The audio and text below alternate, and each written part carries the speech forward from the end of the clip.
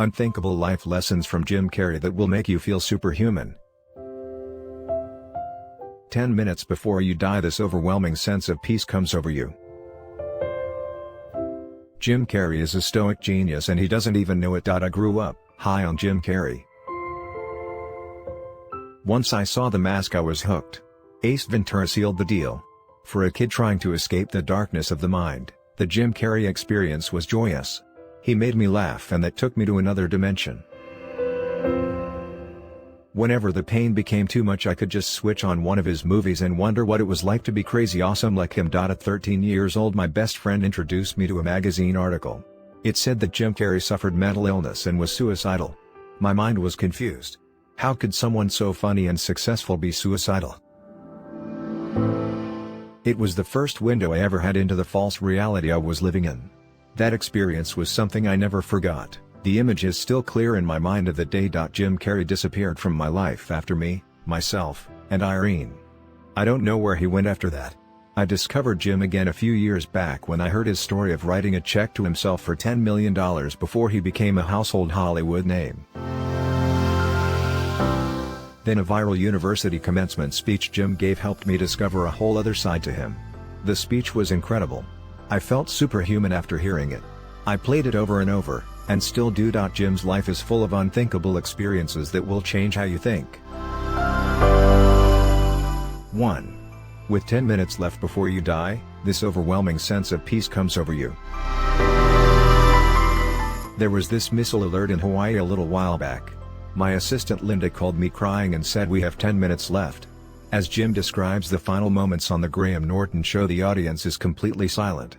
The look on Margot Robbie's face is one of deep thought. Jim looks at her and she doesn't react. She's in her own world imaging the final moments of her life. Jim continues the story. Should we get in the car? Should we all try to meet up? Jim, I don't want to die in my car. I sat down and this overwhelming sense of peace came over me. I started to go through a list of gratitude for my life. For everything that had happened. With about 2 minutes left to go, I thought I'll just close my eyes. Then I got the information that it wasn't real. I know what it's going to be like in the last 10 minutes if I was to know it was going to end. It's kind of a unique place to be. There is actually a state of calm. At the age of 16, I felt the same peace Jim felt on the day of the Hawaii missile crisis. My friend was lying next to me after being stabbed repeatedly. I was being hit in the head with a baseball bat. Suddenly, in what felt like the final moments of my life, I felt the peace Jim describes. Where you accept your fate and begin to have flashbacks of all the things you're grateful for. Knowing what it's like at the end of your life makes you feel superhuman. But why wait? 2. You can do something people admire but it can never fulfill you. This lesson from Jim cuts deep. We all secretly have fantasies of doing work people admire. Then you get to that end point and realize it doesn't fulfill you. This has happened to me as a writer. I thought writing for an audience would fulfill me. It turns out it's not that special. You have to derive meaning from something deeper than people's admiration of your work. 3. We're all actors. Imagine playing a different character every day of your life. That was Jim's life. He got paid millions of dollars to play the characters of his Hollywood masters. He'd bank the paycheck and not understand what he was doing. Playing characters made him feel like a puppet. He could never play himself, something he wanted to do deep down for a long time. Jim realized he played these characters on the big screen to make other people happy. These characters didn't make him happy, though. An odd question began to make a recurring appearance in his life. Who would I be without all of this fame? Thinking about a life without fame became deeply fascinating to him. The next 2 questions followed. Who would I be if I said things people didn't want to hear? These 2 questions often find creative people when they least expect it. They have found me, recently, too. Actors say what people want to hear so they can receive validation. Corporate actors that go to an office and play the role of a job title do the same. They spend their whole day acting up to their job title without understanding why. They dare not to say things people don't want to hear. That would be career suicide according to their career coach. I say fuck it. Say what you think. Otherwise, you'll be trapped by the burden of having to play the role of an actor. Jim says if it's so easy to lose yourself, then who the hell are you? If you worry about losing yourself, then maybe you have no idea who you are in the first place. Maybe that's the journey you need to go on. 4. True happiness is being yourself. Being yourself is a huge risk. And the reward is worth more than $10 million. Not being yourself makes you a slave. You become a puppet that society pulls the strings of when they choose, just to screw with you. Risk being seen in all of your glory. Jim Carrey. 5. Free yourself. The only one Jim hadn't freed was himself. The solution for Jim was to find someone he could show his real self to. By showing one person who he was, he found the strength to do it in public. Show yourself to one person. See how it feels. Do they judge you or burn your dreams to the ground? Probably not. Now go beyond one person. Feel the powerful feeling take over your body. Lose control. 6. We are not the avatars we create. We are the light that shines through, the rest is BS.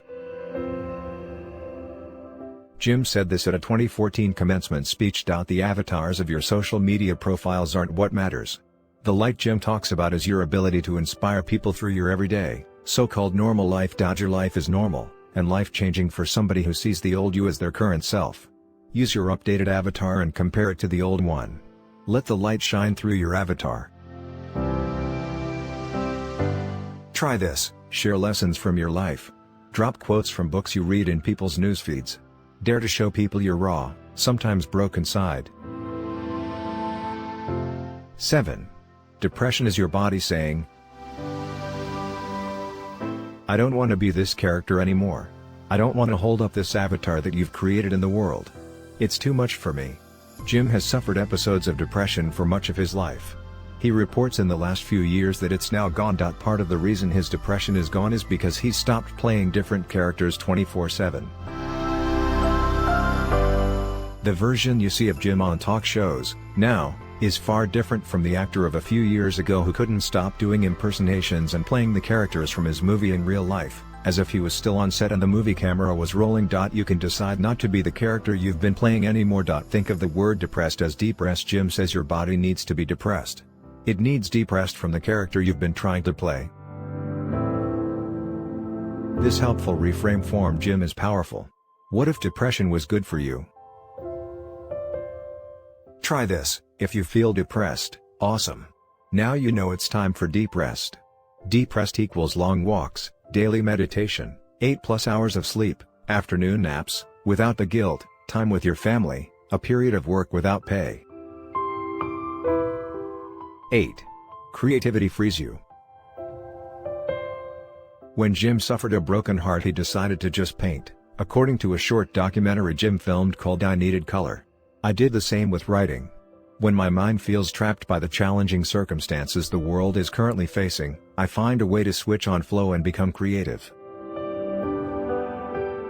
Creativity is like a portal into a different universe. Creativity is healing for your soul. Try this, dare to be creative more often. Write, draw, take photos, film videos, record audio, or take up public speaking. Find your medium and unleash your creativity. Notice how you feel. 9. Final words from Jim. The bottom line with all of this is love. We want to show ourselves, and have that be accepted. The unhuman success of Elon Musk in 2018 was put to the test. During an interview, right after talking about how artificial intelligence could end life for humanity, Elon said this may sound corny, but love is the answer. It wouldn't hurt to have more love in the world. After the wild ride that Jim went on, where he lost himself publicly and came full circle, He reached the same realization as Robot Elon. It's a fascinating lesson that will take the rest of your life to figure out and completely comprehend. In the final 10 minutes of your life you will see that love is the answer. It always was. Use love to change the world and feel superhuman.